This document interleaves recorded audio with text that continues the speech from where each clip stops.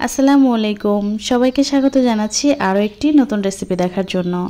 আজকের রেসিপিতে থাকছে খাসির মাথা দিয়ে শিমের বিচি রান্না। খুবই মজার এই রেসিপিটা একদম সহজভাবে দেখানোর চেষ্টা করছি। আশা করছি সবার কাছেই খুব ভালো লাগবে। তাহলে চলুন মূল রেসিপিতে।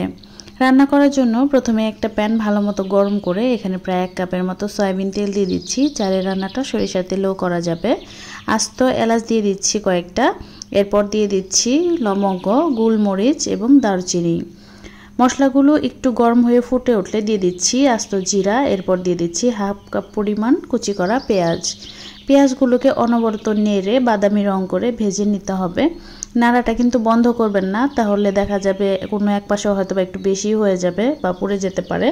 এরপর 1.5 চা চামচ পরিমাণ দিয়ে দিচ্ছি রসুন বাটা, 1.5 চা চামচ আদা বাটা। পেঁয়াজগুলোর সাথে খুব ভালো মতো আমি বাটা মশলাটা মিশিয়ে নিচ্ছি। মেশানো হয়ে গিয়েছে। এখন আমি এর মধ্যে দিয়ে দিচ্ছি 2 চামচ পরিমাণ হলুদ গুঁড়া, 1.5 চা চামচ দিয়ে দিচ্ছি শুকনো মরিচের গুঁড়া, আর 1 চা চামচ দিয়ে দিলাম ধনিয়া গুঁড়া। স্বাদ মতো দিয়ে দিচ্ছি লবণ। এখানে আমি 1 চামচ পরিমাণ লবণ ব্যবহার করেছি।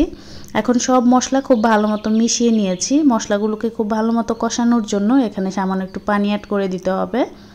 এরপর আমি খুব ভালো মতো মিশিয়ে দিচ্ছি।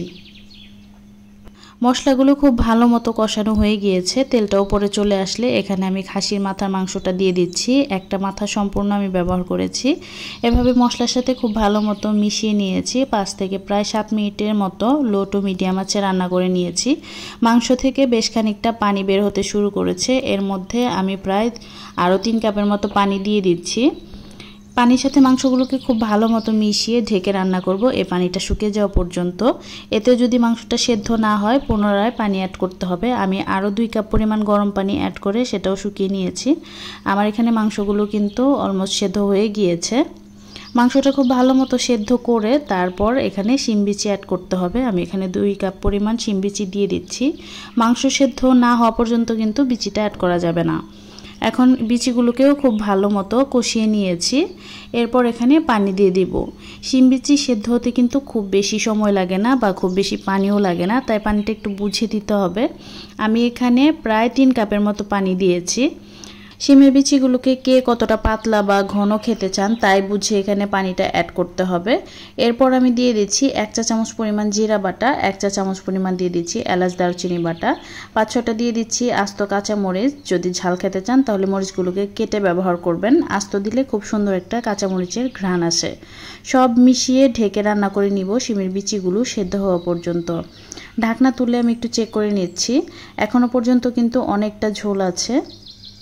শিম বিচি তুলে নিয়েছি, আমি একটু চাপ দিয়ে দেখছি।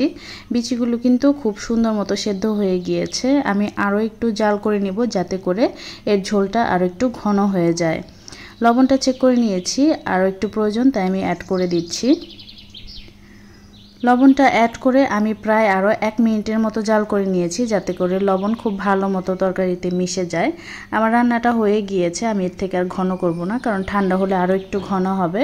এখন চুলা থেকে নামিয়ে সার্ভ করে নিচ্ছি। এটা কিন্তু কিছুটা ঠান্ডা হয়ে এসেছে আর অনেকটা ঘনও হয়ে গিয়েছে। আশা করছি রেসিপিটি সবার কাছে ভালো লেগেছে। সবাই ভালো থাকবেন, আমাদের জন্য দোয়া করবেন। আজ এখানে বিদায় নিচ্ছি। আল্লাহ হাফেজ।